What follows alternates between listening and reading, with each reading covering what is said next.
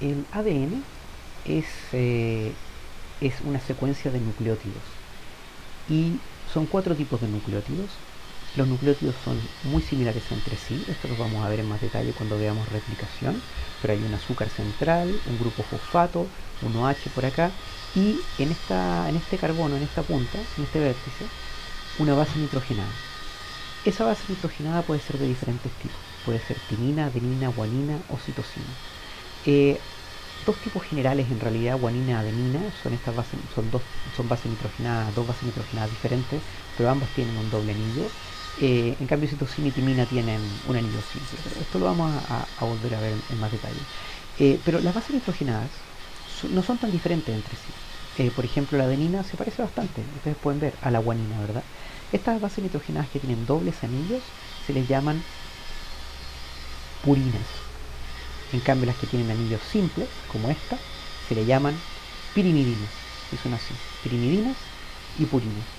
Las bases nitrogenadas no son tan diferentes entre sí, entonces eventualmente, por algunos cambios químicos, puede ocurrir una modificación y una adenina transformarse en guanina, por ejemplo, o viceversa. Si pueden ver que no es tanta la diferencia, ¿verdad? Acá tenemos un NH, acá tenemos un O. Por lo tanto, estos cambios pueden ocurrir espontáneamente y vamos a ver más adelante los casos, pero el hecho es que puede ocurrir. Lo mismo la timina y la citosina, y de hecho esta es una de las mutaciones más frecuentes, una citosina que se transforma en timina. También son bastante similares, ¿verdad? Hay grupos, por supuesto, que son diferentes, pero por ciertos cambios químicos puede ocurrir un cambio en ellas, lo cual es llamado una mutación. Entonces una mutación es cuando uno de los nucleótidos cambia.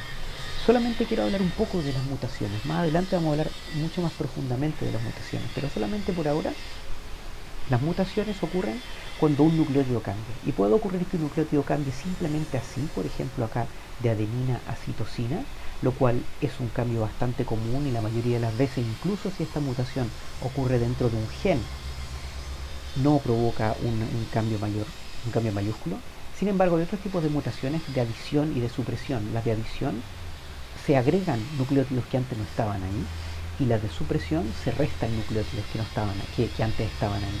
En ambos casos, si estos tipos de mutaciones ocurren en genes, en general pueden provocar un cambio. Eso quiere decir que la proteína cambia su función, pero como es un cambio azaroso, generalmente lo que ocurre es que la proteína esa función la pierde, la función que tenía la pierde, y por lo tanto, en general, cuando ocurre una mutación así, ese gen se echa a perder, y cuando el gen se echa a perder, la proteína no funciona. ¿Sí? El gen en el fondo cambia su secuencia por una que produce una proteína que ya simplemente no funciona. ¿Sí? Ahora, estos cambios en millones de años, por supuesto que han generado cambios evolutivos importantísimos, se han generado nuevas proteínas y finalmente nuevas especies, pero en el corto plazo una mutación de este tipo en general hace que la proteína se inactive y por lo tanto la mayoría de las mutaciones de este tipo son perjudiciales. En los millones de años de evolución se acumulan muchas mutaciones que no fueron perjudiciales y finalmente, claro, se crean nuevas proteínas y nuevas especies, pero en el corto plazo, en el plazo que estamos viendo la herencia, la mayoría de los cambios en proteínas generados por mutaciones son perjudiciales, inactivan la proteína y generalmente anulan su función. Les planteé lo de las mutaciones solamente para explicarles lo siguiente. Después vamos a ver más adelante las mutaciones en más detalle, pero solo para explicarles lo siguiente, que las gracias de tener cromosomas homólogos, lo que se supone que nos aporta adaptativamente, es la variabilidad. Es fundamental, ¿verdad? Porque tenemos una variabilidad por origen, porque se mezclan cromosomas que eran del padre y de la madre anterior, y por otra parte por el crossing over, porque el crossing over hace que se mezclen cromosomas también de ambos orígenes y que se generen cromosomas nuevos, y por eso que los hermanos son diferentes entre sí y son diferentes a los padres. Pero otra de las gracias de tener cromosomas homólogos es la compensación cuando uno de los alelos muta y falla en producir la proteína funcional. Por ejemplo, acá en rojo estoy representando alelos sanos, ¿sí? Entonces tenemos que ambos alelos son sanos, en ambos cromosomas son sanos y ellos producen una proteína funcional. Por otro lado, puede ocurrir lo siguiente, y esto es probable y seguramente ocurre en muchos de nosotros, en que uno de los alelos está bueno y el otro de los alelos no funciona. El otro de los alelos tiene una mutación, pero una mutación de las perjudiciales que bloquea la proteína. El asunto es que en estos casos, en la gran mayoría de los casos, no hay ningún problema, no existe enfermedad. En este alelo, el alelo bueno, su producción compensa totalmente por la falta del alelo malo. Y por lo tanto, muchos de nosotros seguramente tenemos sistemas como esto en que uno de nuestros alelos no funciona, pero el otro sí, y por lo tanto, ni siquiera nos damos cuenta que tenemos ningún problema. En muy pocos casos, esto supone una producción de proteína que es más baja de la habitual, que es más baja de la necesaria, perdón, que es más baja de la necesaria.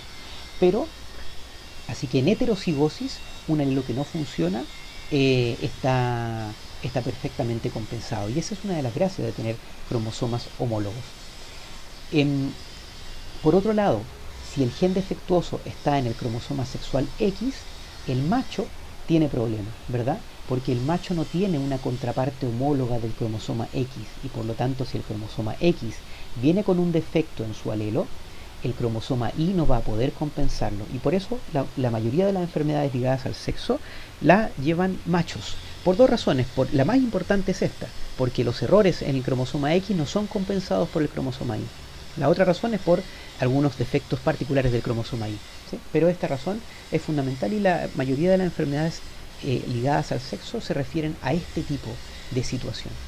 Esta situación de acá también es la razón por la que cuando ha habido cruce entre parientes, por ejemplo entre parientes muy cercanos, entre primos hermanos, o en tiempos antiguos entre hermanos también,